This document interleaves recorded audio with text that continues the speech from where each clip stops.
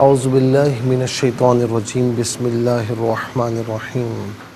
نحمدہ ونصلی ونسلم علی رسولہ الکریم اما بعد اللہم صلی علی سیدنا و مولانا محمد وعلی آلہ واصحابہ وبارک وسلم۔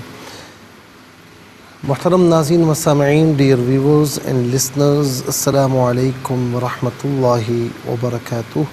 پروگرام قرآن سنیے اور سنائیے کے ساتھ آپ کا میزبان محمد سہیل رضا امجدی آپ کی خدمت میں حاضر ہے۔ ناظرین و سامعین، آپ جانتے ہیں کہ ہم پروگرام کا آغاز قرآن یا حدیث کی بات سے کیا کرتے ہیں، اور آج سورہ نساء کی آیت نمبر 148 جو کہ چھٹے پارے کی پہلی آیت ہے، فرمایا بسم اللہ الرحمن الرحیم لا يحب اللہ الجہر بالسوء من القول الا من ظلم وکان اللہ سمیعا علیما۔ اللہ پسند نہیں کرتا بری بات کا اعلان کرنا مگر مظلوم سے،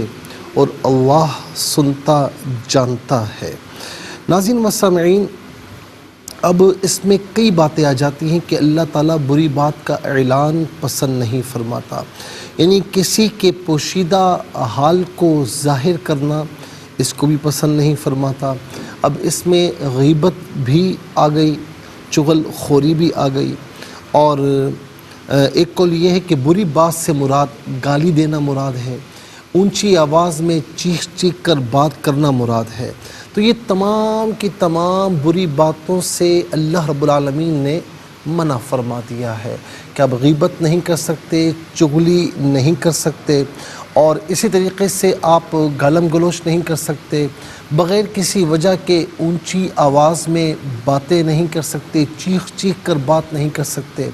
ہاں، مگر استثناء موجود ہے، ایکسیپشن موجود ہے۔ وہ کیا ہے کہ جب کسی عدالت میں جج کے سامنے فریقین، یعنی جو دو گروپوں کے درمیان کوئی اگر معاملہ درپیش ہو جائے، تو اب ظاہر ہے کہ وہاں پر اونچی آواز میں بات بھی کر سکتے ہیں، وہاں پر فریق مخالف کے بارے میں جو حق بات ہے وہ کہہ سکتے ہیں کہ اس نے مجھے تنگ کیا ہے، یا اس نے فلاں جگہ پر میرے ساتھ ظلم کیا ہے، یا میرا پیسہ ہتھیایا ہے۔ تو اب اس صورت میں نہ یہ چغلی ہوگی، اس صورت میں نہ یہ غیبت کہلائے گی کہ عدالت میں جج کے سامنے کہہ سکتے ہیں۔ یا اسی طریقے سے ناظرین و سامعین، کسی مفتی شرع کے سامنے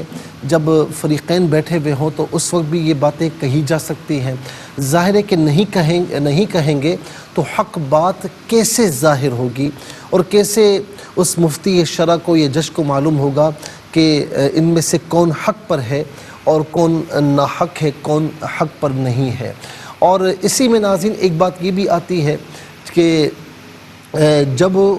کسی کی یہاں، کسی کی بہن یا بیٹی کے یہاں کوئی رشتہ گیا ہو، اب رشتے کی چھان بین کے لیے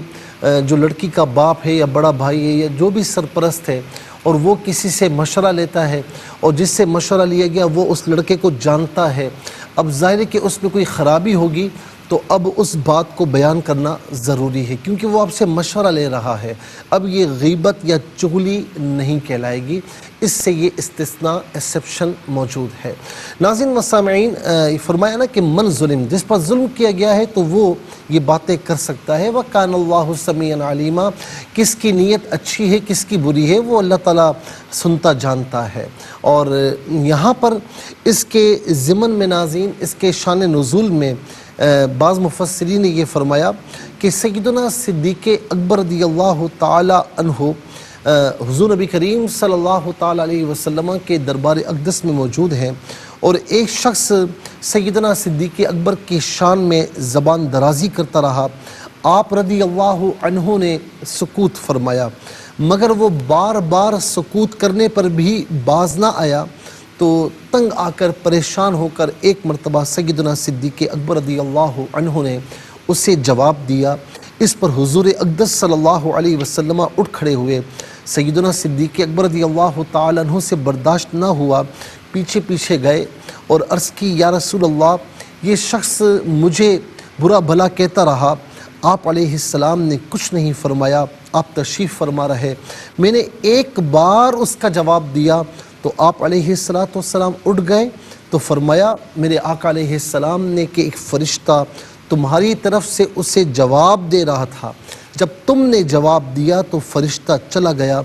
شیطان آ گیا، جہاں شیطان ہے تو میرا وہاں پر کوئی کام نہیں ہے۔ ناظرین، اس سے ایک بات یہ بھی معلوم ہوئی کہ جب لوگ کسی منصب والے کے خلاف یا کوئی مذہبی شخصیت ہے، بڑی پاپولر شخصیت ہے، اس کے خلاف زبان درازیاں کرتے ہیں تو خواہ ہر بات کا جواب دینا ضروری نہیں ہوتا، اور جب بندہ اللہ پر چھوڑ دے تو اللہ تعالیٰ کے فرشتے اس جو حق پر ہوتا ہے اس کی طرف سے زبان درازیاں، پیٹھ پیچھے بات کرنے والوں یا اس کی غیبت یا اس کی چغلیاں لگانے والوں کو جواب دیتے رہتے ہیں، وہ فرشتے جواب دیتے ہیں۔ اب جن کا جواب فرشتے دیں ناظرین، تو پھر ظاہر ہے کہ ان کی بات کہیں پر بھی قابل توجہ نہیں رہتی۔ اور یاد رکھیں کہ اس سے وہ مستثنیٰ ہے کہ مثال کے طور پر کوئی ایسی بات ہے کہ اگر ہم جواب نہ دیں، کوئی شخصیت جواب نہ دے تو لوگ سمجھیں گے کہ یہ جھوٹے ہیں، خدا نخواستہ یہ وہ جو بات کی جا رہی ہے ان کے متعلق وہ سچی ہے، تو اب جواب دینا لازمی ہے۔ لیکن جہاں پر لازمی نہ ہو اور خواہ زبان درازیاں ہوں تو اللہ پر چھوڑے، اور اللہ تبارک و تعالیٰ پھر اس کا صحیح بندوبست فرماتا ہے، پھر ناظرین اس کا حق تعالیٰ ساتھ بھی دیتا ہے، اور پھر جو زبان درازیاں کر رہے ہوتے ہیں وہ اپنے انجام بد کو بھی پہنچتے ہیں۔ اللہ تبارک و تعالیٰ ہمیں غیبت سے، چغلیوں سے، زبان درازیوں سے ہمیں محفوظ و معمون فرمائے، گالم گلوچ سے محفوظ و معمون فرمائے۔